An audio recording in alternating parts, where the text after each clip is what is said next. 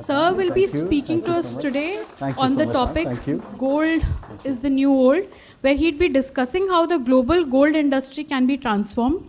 He joined the World Gold Council in March 2024. He's responsible for leading the WGC's activities across the Indian gold market and brings with him deep understanding of the Indian consumer and jewelry market, from strategic thinking to practical execution. He has over 2 decades of rich experience and understanding of the Indian consumer. Prior to joining WGC, he was at De Beers for the past 13 years, where he held several senior roles. He also held senior positions at brands like Ladro, Swatch Group and Benetton. Please welcome him with a huge round of applause. Thank you so much, thank you.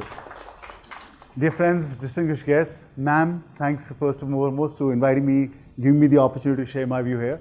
And we're a cozy crowd, we could perhaps come closer, so that'd be nicer. So let's have this discussion, and the intent is to just share not necessarily all the things that we're doing, but also share with you, if there are any questions that come apart, let's make it interactive. Som, I'd like to acknowledge, that the reason we as World Gold Council are here is because of you. So thank you, thanks, because you're thinking, I would say, your long-term thinking of what World Gold Council should do. And I think we are successful because of these strategic things. And a few things that you'll see here are perhaps done by him and Ajit. So just that acknowledgement. Now, before I get into this, I mean, I've heard there are a lot of discussions on gold that have happened in the past few days. Some details, some experts are standing here and sitting here, and a lot of details you would have already got. So please get from me anything that I'll try to put forth a little more futuristic view of what's happening in World Gold Council, but also let's make it interactive. Any questions, which I might answer, I'll direct them to Ajit, who can answer of what we can do. Now, I just want to start by saying, what is this phase of India that we're all in? And I think it's important to reflect what's going on, not just in our lives, in our professional lives, but more importantly, as a country, what's going on. And again, I'm oblivious to the whole conversation. I'm sure a lot of data would have been shared and discussed. But we're in a phase of India where we talk about Indians being proud. We going out. In my kind of work, when I started my career in '99, what India meant to the world is very, very different than what India means to the world today. When I was in the Swatch Group, and you just mentioned about my long career, not that long, but when in Swatch Group you went there and you said, I'm from India, and if let's say there's a conference for 4 days, the guy would say, come on the 4th day. Right? Because that was the relevance of India in the Indian market. I've seen that happen, and when you are representing your country in some way, professionally, private companies or otherwise, you're still trying to be an ambassador, but you are not important.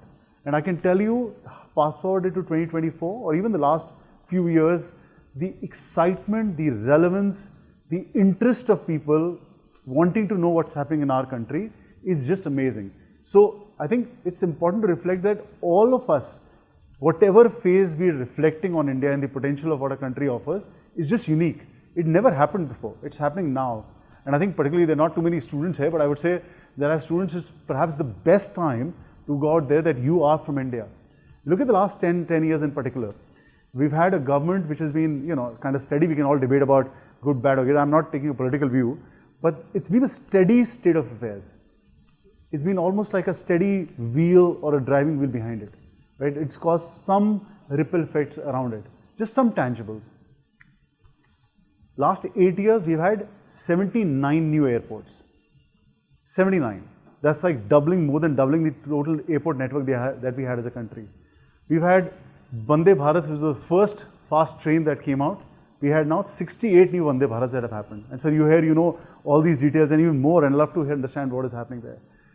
The fact is 25% of the world's growth consumption is coming from our country. 25% today. The median age of India is 29. The median age of China is 39. Median age of America is 49 and a half. Japan has crossed 60. And if you look at this next phase of how the world is going to run, it has to run from India. I heard about from the respective minister. He gave a few examples of what they've accomplished as a government and how those numbers are equal to certain countries. So simple thing of 11 crore gas connections that have happened, you could think it's small, right? 11 crore gas connections, all right. But 11 crore gas connections means that people who are burning wood have a gas connection at home, and that's larger than a population of Germany. I mean, it's just thinking about these things collectively is all been accomplished as a transformative nation in this last phase.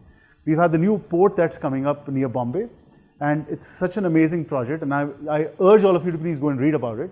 It's the largest port in the world. It's bigger than Shenzhen and bigger than Shanghai. And collectively, if you look at all the ports in Gujarat, in Bombay, in Visakhapatnam, into 13 times the size. Now, this is all reflective of the big bets that the government is taking. I mean, you guys have been taking that, and I think it only sets us to a next phase, which I think all of us are enjoying or will enjoy. What's happening in gold? Just a little reflection about World Gold Council. The experts are here. Some of you know what we do. We take a lot of pride on the research and insights that we bring out. More and more, the industry, the thinkers look at these insights. We work with some companies, but otherwise, that's what we bring out. I'll talk a little more about the marketing that we do, and the intent is really to bring out the connection of gold and how when I say the title for us for today's conversation is gold being the new gold, and I reflect about what are we changing, what are we new things that we're bringing on. We work a lot with the central banks. There's a lot of work that we do on the market infrastructure, particularly IBX is a big example that over the last 10 years, World Gold Council has worked and thought and built something tangible that's happened. The fact that IGPC is a very, I would say, an association or a partnership that we all at World Gold Council feel proud is the thinking about how we build the future. And lastly, on the responsible mining, and it's a very important project, and I'll share with you more details around what this project really means. Maybe I should reflect right now. See, Gold 247 is the whole future of gold as to how gold will get digitized. How really three aspects about digitization of gold. First is that is this gold that you have in front of you is authentic, responsibly sourced. But when you see I have a 100-gram bar or a 1 kilogram bar, is it authentic? Can you, by reading some scan or a QR code or a number, be sure that it is authentic?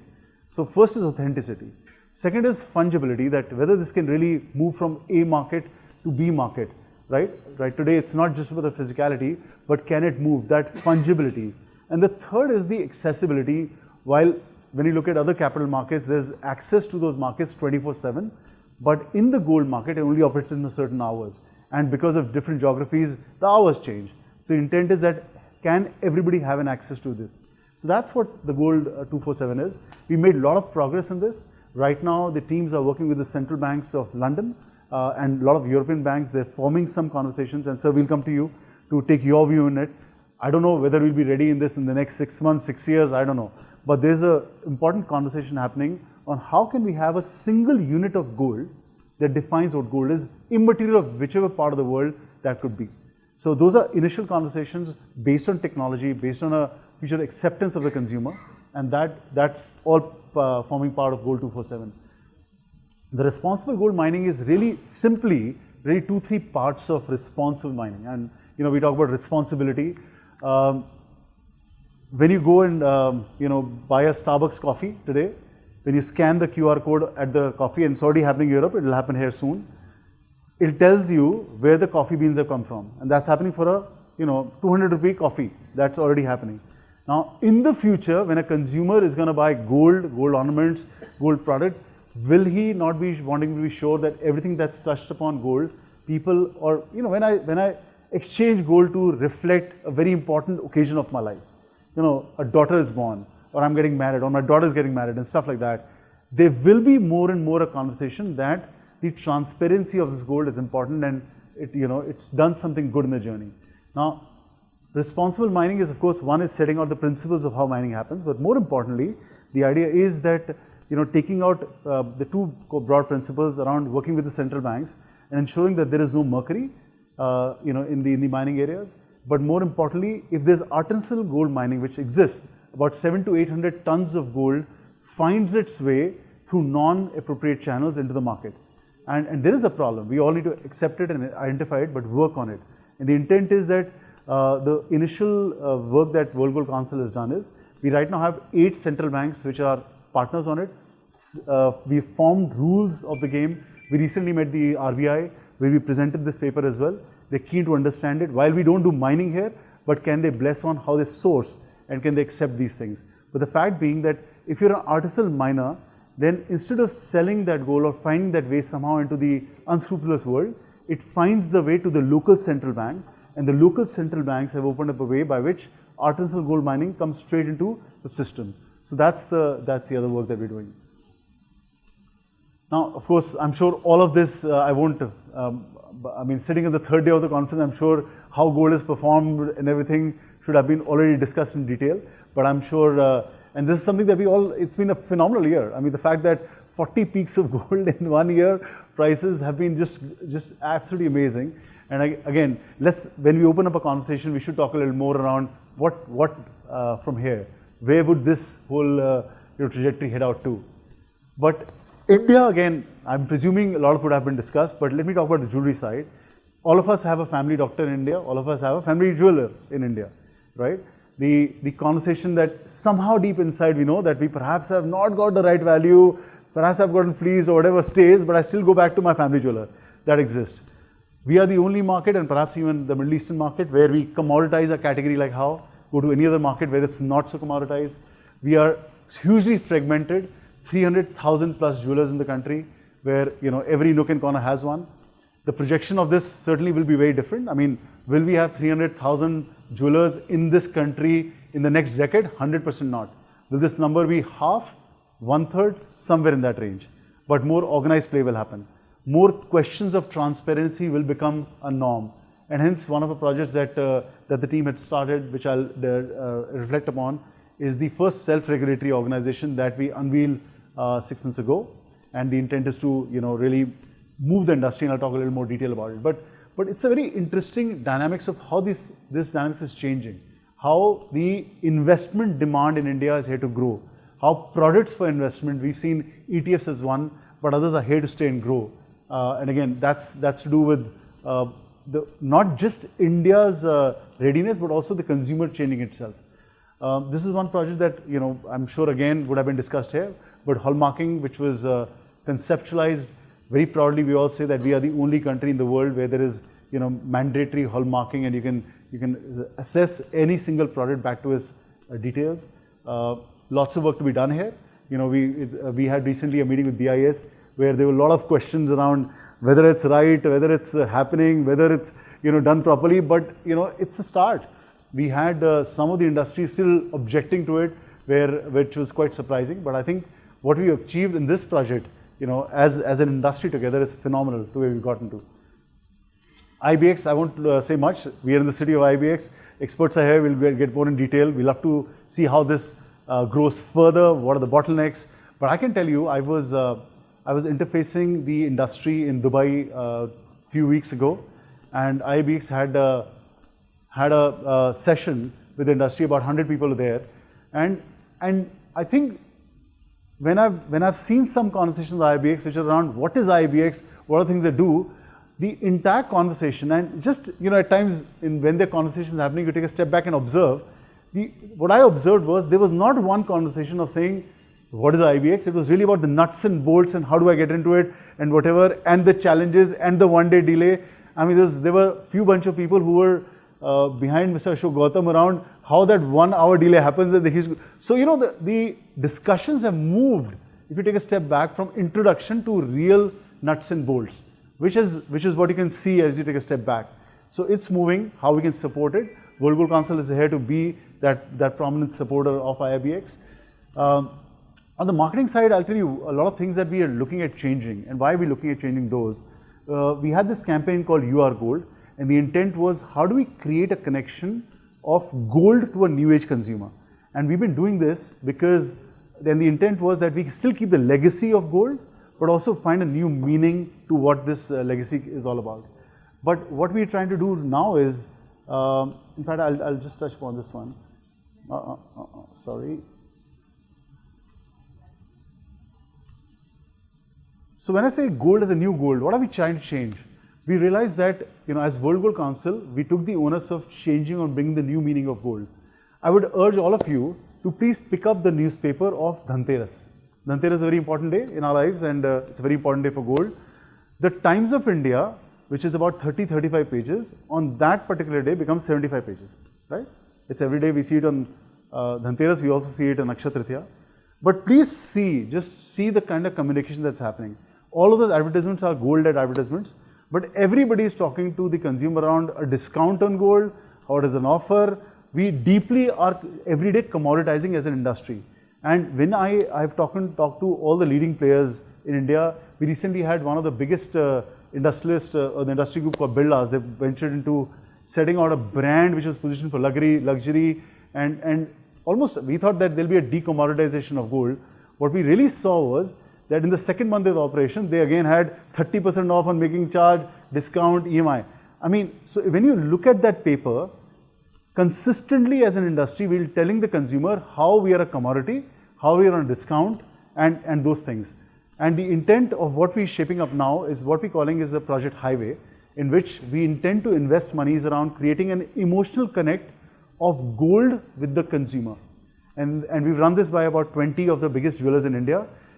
We will be, I mean, let me give you a parallel.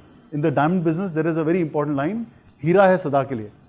आपने शायद सुना होगा, हीरा है सदा के लिए, diamond is forever. And the industry garners the emotion of diamond and gold. And the intent for us is that we will be creating out and coming out with the equivalent of a diamond is forever in the gold business, which everybody in the jewelry business can use. So the intent is that we will be investing on what we call the highway. And if your brand is a very high-end Ferrari, please run on it. If your brand is a double-decker bus meant for masses, please run on it. And we are creating 3-4 legs in it. One is advertising communication. The other is training. So अगर आप आज जाते हैं अपनी किसी दुकान में jewelry की and you want to buy some jewelry, the most important weapon that the sales guy has is, anybody can make a guess? When you go and you want to buy jewelry and you say, "Bhai, I'm here to buy gold jewelry," the most biggest weapon the guy has, he takes out a calculator, gives you a discount, right? That's it. He does a calculation because we're not a retail price-led market. And we need to change that. If we have to, as a gold industry, build the future of the gold, we have to have an emotional connect with the consumer with what gold does. And that's what we're unveiling out. That starts in the Q1. We've got a lot of interesting insights and almost collaborative way from the leading industry players. The intent is to create it from conceptual way, from training, from visual merchandising. आप अगर आज जाते हैं and आपको, you know, as a maybe, you know, there are a lot of few young women here. When you go out and buy a jewelry piece and you want to buy a jewelry piece for yourself, आज की date में हमारी jewelry store में क्या है? एक तरफ, you know, you have a section for rings, you have a section for necklaces, you have a section for bangles. But if you have to look something youngish, then you're expected to go and scout yourself. And the intent is that also as visual merchandising, we're going to be changing it. We are a country where the lowest footfall in any store is 100. The maximum is thousands, right? Just do the mathematics of the 300,000 jewelers. About 20 crore consumers walk into our jewelry stores, and the intent is to uplift gold in terms of how it's positioned. So that's one of the very important projects that gets out, and it'll impact the advertising. We will give this out to the industry to use for them. And our hope and wish is that in the next Akshaya Tritiya or the next Dhanteras or maybe a couple of more Dhanteras later, there is a common way by which as an industry, we are trying to build an emotional connect to the consumer. Today, gold is not doing that. And more, if we don't do it, we believe that the younger consumer perhaps will go away and away from the category. And the intent is not to just sell them very small pieces of gold. Idea is to give them a connection of gold. That's the second one. We also believe that ETF is a very important area that we think is really at the very base level right now. We did a small campaign just to test out in August in the Bombay market. We got good response, but more than the good response, we also had people like you, sir, as banks and providers who are interested. And today we've had about 8 discussions happening with the providers of ETF who are setting out their campaigns. So our intent is not to take the whole burden on our shoulders to build the demand, but intent is to get this ecosystem get started. The intent is how this product can become a mainstream. How while sovereign gold bonds, which perhaps we won't see a new flux coming in the next very near future, how can that large part of the investment move into an area which is similar, but still that has some potential. And we believe that this is going to be a very important area of growth. As a team, we are now garnering a lot of interest. We've seen a lot of growth happening this year, but is that all? Is that because of reasons of a campaign? Perhaps not. That is because of various other reasons in gold, but we'll see very good. But this will be a very important area of focus for us. And again, the intent is when we look at this one, I think the small research that we've done, we figured out that more than trust, I think the awareness around ETF is very low, and we need to just uplift that. We as World Gold Council are also undergoing one of the biggest pieces of research. The commission, the fieldwork is done. We're going to be getting the first output of that by end of the year. We'll be publishing that by 15th of January. And I love all of you, and ma'am particularly, we'd love to share that with you, get your view. It's the largest piece of research in India done on the consumer side. And we're doing it in jewelry, investment product and everything. And a lot of things will be interesting, but I'll love to give you, and get you involved slightly at the raw stage so that you can also look at and give us guidance as to what elements can be, of this can be taken out. IIGS is our first self-regulatory organization that we unveiled in August. The intent is it's a self-regulatory organization by the industry, for the industry. World Gold Council is committed to its success and establishment over the next few years. We want to run this as an independent body. We now have the CEO on. We have the board which has a representation of the industry, and we have an advisory board. So all these core things are ready. The intent is that right now we're setting up the whole audit framework, and we should be out in the industry in the next 3 to 4 months, where any jeweler, not necessarily the big boys club, it's not meant that if you are 100 crores or 200 crores or whatever, only then you're welcome. Anybody and everybody, for immaterial of whatever size of business you're in, but if you're in the gold business, you're welcome to be a part of IIGS. We believe it's going to be fundamentally uplifting the industry and minimizing the trust deficit, as I talked about. The consumer, even today, has a huge trust deficit on jewelry and gold jewelry as such. So this is a very important step from our side. Again, we love to sort of engage with the industry anytime you have any questions from us. As we get nearer to launch, we'll share that with you. Ajit is leading this project globally, as in for India and other places. And we think that the initial stride and the interest is pretty strong, and how we take it up will be interesting. But the key is to how we do it. Again, that's some of the communication that we came out with the industry. Right now, the B2C campaign is almost ready. The intent is not, again, that we create a self-regulatory organization and pat our backs. The idea is, how will a consumer find it different? How a consumer, when he's going to in Chandni Chowk in Delhi, sees one IIGS partner and says, I have more comfort in buying from here versus the other. But you'll see from Q1, a lot of consumer communication that we come.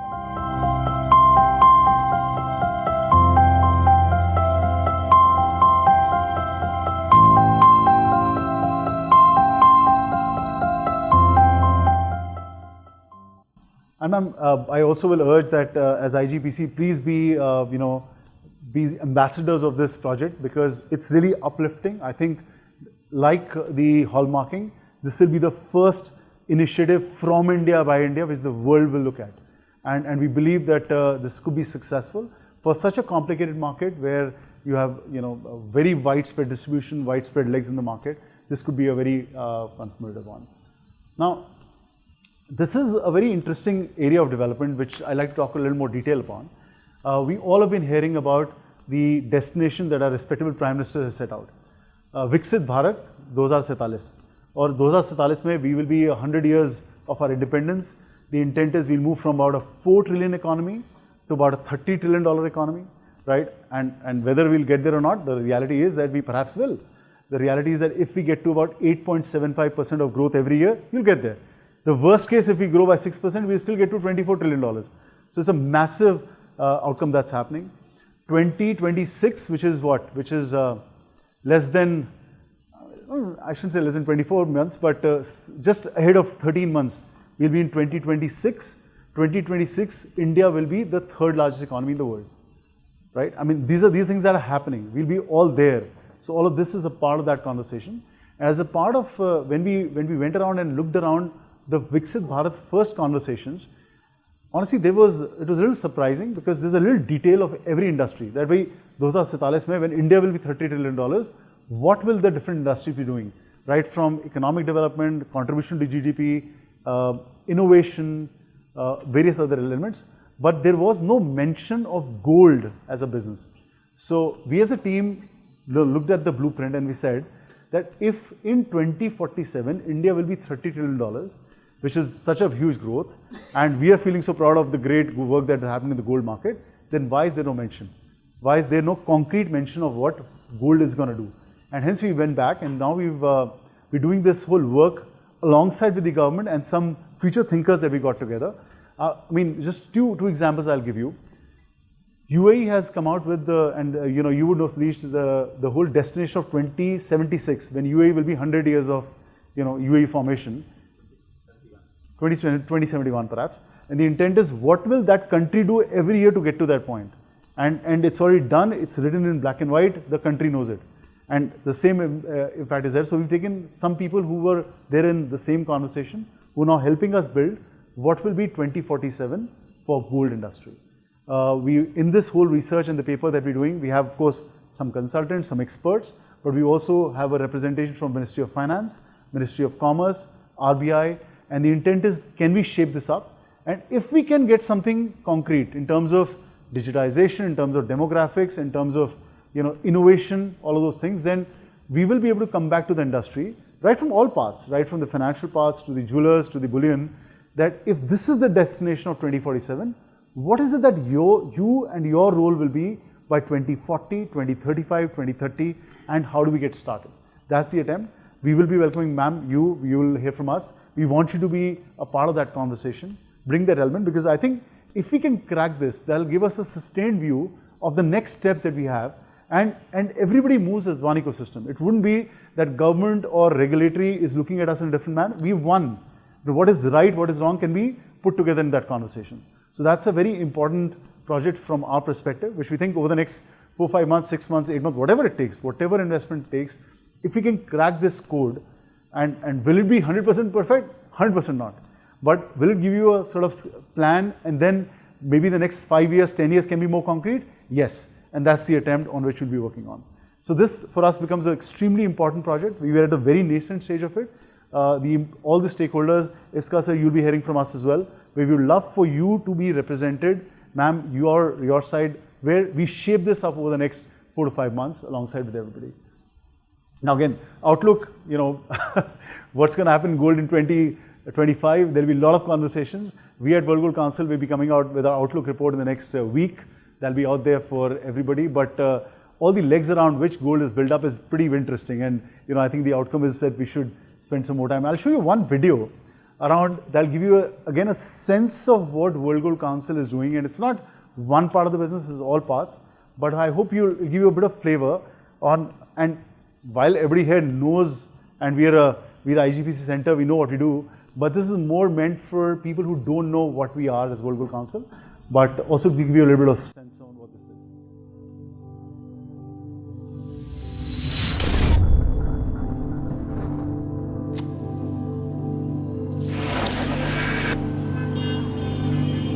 The gold market has been evolving for decades, and the World Gold Council has actually been at the forefront of that development. There are always new ways to think about gold, and it's our responsibility to champion those.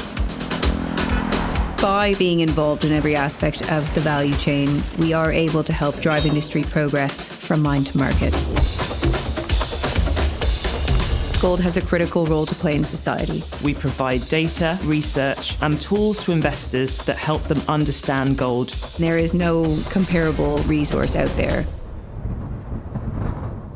We have been at the forefront of responsible gold mining. We developed and issued the Responsible Gold Mining Principles, by which the entire gold industry should act. Gold mines add value to communities. There's infrastructure created, from roads to schools, hospitals. Supporting the vitality of these local communities.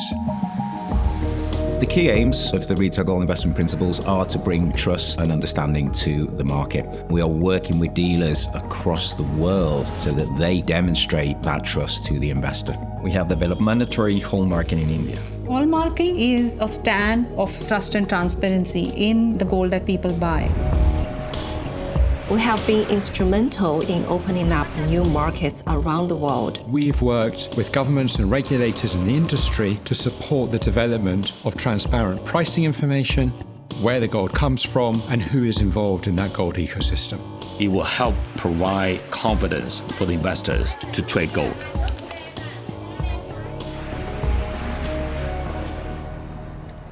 Gold 247 is our vision for transforming the gold market to meet the needs of today's consumers and investors. We are going to see a universe where every gold bar is logged in a digital database. Creating a digital twin of every single bar in a distributed ledger. The benefit is to have one source and one form of gold tracked worldwide. We are trying to make gold as usable and as friendly and as transparent to trade as any other asset class. The process of digitalization will allow that.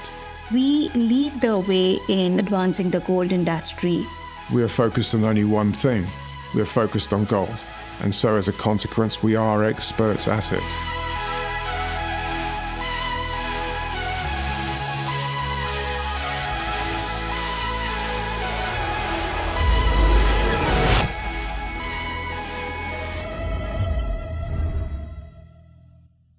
So that's in a sense what we do as World Gold Council. And you know, for me, we always say let's have a conversation on chai, so we should do that. But for us, just simplifying it, what is it for us in the next phase? One of us most important thing is a long-term commitment on gold, because as you heard in the deck, what do? We do gold. That's what our area of focus is. That's what we want to build future on. So, you know, that's clearly our destination. We also are looking at investing in projects that can be industry-led, where you can fund them, get them from point A to point B. So we are open to get any ideas. Please work with us. So, you know, we are connected with ma'am. Ma'am is right here. She's almost like a fulcrum to get thoughts and you know, get them to us. But ma'am, we'd love to use your platform as to how we can help projects that, you know, we don't have to look at projects where we have 100% surety of success. I mean, if 100% surety of server, you know, funded. But even if when certain ideations need a bit of nurturing to getting to a point of maturity, please use us. We're open to innovate. We're open to make it in India. We believe the conversations of the future of gold will happen from India. I talked to you about the Project Highway, and if we can crack this good equivalent of a diamond is forever in the gold business, I can tell you that will change the Indian market. And of course, the relationship with the consumer, which is really important. I mean, today when I talk to my daughter, who's 17 and a half, she doesn't really care about what gold is. She's interested in other things because those industries and projects are talking to her better. And we need to do a better job in communicating and connecting emotionally. And we assure you that this project will start that conversation. Will it happen in 6 months? Perhaps not. But I can assure you this will go global. This will be an idea from India going global. Second is the financial markets on the ETF, which is a very concrete project for us. But we'll be working with the industry to get more. And thirdly, and the most importantly, is the Project 2047, which I think the industry, one, we first get a sense of what we want to do, but then as an industry, it'll be, you know, a collective rule that we get different parts of industries moving into that same direction. So that's the stuff that we've been doing, and hence we believe that there will be a relevance of gold as a new gold. The meaning of India will change. When I started on saying how India is transforming the global perspective, the conversation of gold for India has to change. There is no two ways about it, but collectively we'll be able to get there. So we'll have to have some conversations, any questions. Ajit, the expert, is with me, so I'm going to bank on him for a lot of questions or the answers. So, how are you? Talking about building the conversations of gold and building that interest. So just as you gave example of your daughter being least interested or the involvement that she's been having related to gold. I think from what I've seen over the last 5 years, we are trying to get too much into it for the reason that there's somewhere at the subconscious level, every child or even whichever generation you pass on to, there's an element of value that they give for gold assets. I was surprised when my 3-year-old, few years back, when we misplaced a gold ring somewhere, and we were looking for it. She said, "Gold." So she started going and looking for it. You get it? So the gold as such, somewhere at the subconscious level, is there. You ask, for instance, you ask a 17-year-old daughter to hand over the gold and say that keep it safe. She would be keeping it the most safest way than any of her things. When you give the responsibility of asking her to keep it safe. So, after reading the book on Ascent of Money, Something that I realized is how important it is right from the schooling, the school education system, where we teach the basics of economics. The ascent of money is least taught about, and gold actually plays a real good importance there in the ascent of money book, when he writes on it. So, how is World Gold Council looking into that aspect of bringing that kind of education right from the time when, without much influence, they start thinking through what they read? Great question, Sudesh. And I think while your daughter still looked at the gold, because I think in our kind of homes there is a bit of conversation of gold because professional IIMAs work there. However, I think that relationship or emotional connect still is important. You're absolutely right that a youngster today feels that yes, it's precious. But I'll give you one example. For again, since we talked about our children, my daughter has been getting a gold coin from her grandmother every Diwali, right? So collecting of gold is something that happens to her. Will she actively do it is the question. I'll give one example of China, where we experimented something, and equivalent of bars and coins and collection of coins. How do you modernize that conversation? Just one example. What they've done is they've come out with equivalent of bars and coins as a coffee bean, and they've given a very beautiful, sexy packaging of coffee bean to every youngster. I can tell you the way the youngsters are buying coffee beans to collect, because it's 4 more to go or 6 more to go and there's a coffee bean for the year, is just a different narrative. You're still buying you're still buying gold, 24 karat for value, but you're buying it with a slightly newer connection. So that's what I meant. Gold is precious, but we have to give a new tune to it. Now to your second question, which is something that I'll be very happy to share with you, which actually we are planning to launch beginning of next year. We intend, look at school education. Now school education, when you come out, and again, with my daughters and a lot of her friends come, I'm known to be, and I think I like to call myself a little cool dad, so the kids spend some time with me once in a while. When you speak to them and you say, boss, do you know how to open a bank account? And these are, I'm talking about class 12 children. The concept of finance, the concept of getting ready for the outer world is not introduced to them. It's all knowledge. You learn your chemistry, bio, physics, whatever, and commerce. She's a commerce 12th, and the real skills are perhaps missing or whatever. As World Gold Council, we've had this conversation, and we were part of that conversation, that we think that we need to introduce financial literacy, not just as a course, but how do you make these kids ready for future, ready to get, how do you start investing in a insurance, for example, early on in the day. And we thought, should we do it for gold? Then we thought it'll be self-defeating, because if we keep talking gold, it won't really get us anywhere. So the intent is to do a financial literacy program in a very, very big manner. We believe it's going to be almost a separate organization than World Gold Council. We'll be investing and funding it. Eventually it will garner interest, but I am certain it will be quite a substantiative step to change the world. And I take this onus, Satish, to come back to you in 2 months' time, because the details of this are getting just back and forth. We've already have it in our plans, but middle of January, I'll be coming to share with you. But something substantiated. We are thinking of at least the countries that World Gold Council operates. That's where we start.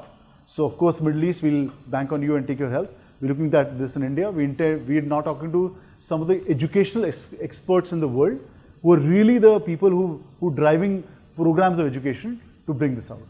And the intent will it be all gold? No, it will be financial literacy. And we think that children today, when they come out of school, they need to be more ready to face life, which today I think there's a bit of gap in the whole educational system. So there's something similar what UN does, for instance, on UN. That's something that could be where even a grade student starts taking a UN exam and doing it.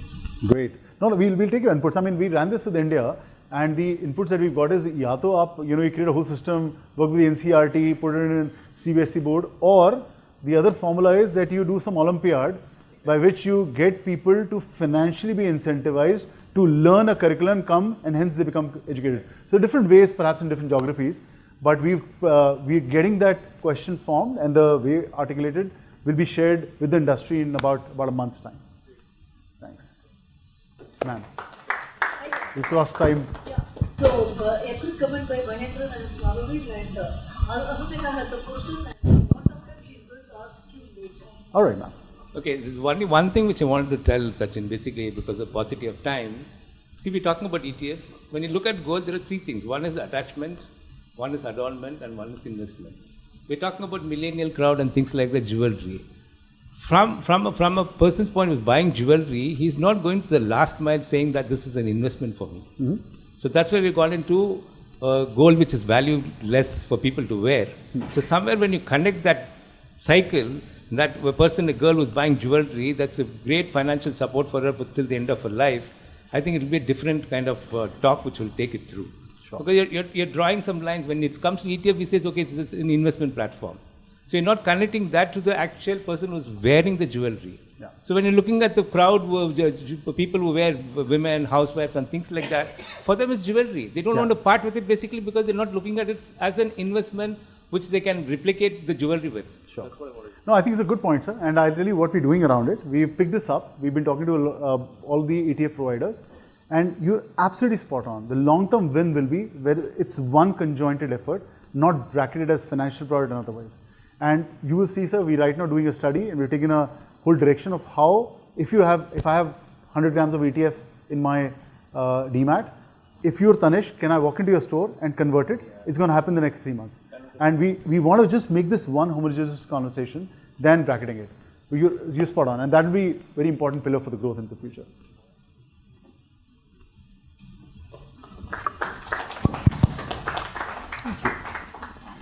Thank you so much, sir, for such a vibrant session, full of energy, which is what we needed in the morning, and so teeming with information. I had a question, as I said, so I'll ask you. Please do, anytime. And please, could I request ma'am to come on stage so that we can express our deep gratitude for your presence here today. Thank you. And ma'am would like to present a small token of affection to memorialize this event. Thank you, ma'am. Thank you very much. The talk was very interesting, and I have stopped Dhanina from asking you further questions, and she's going to talk to you. Sure. Thank you. I think we'll have to change that background. Should I go one I will do it.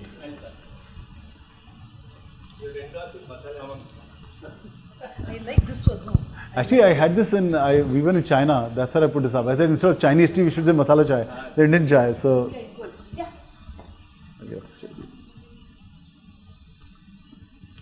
Thank you. Thank you so much, ma'am.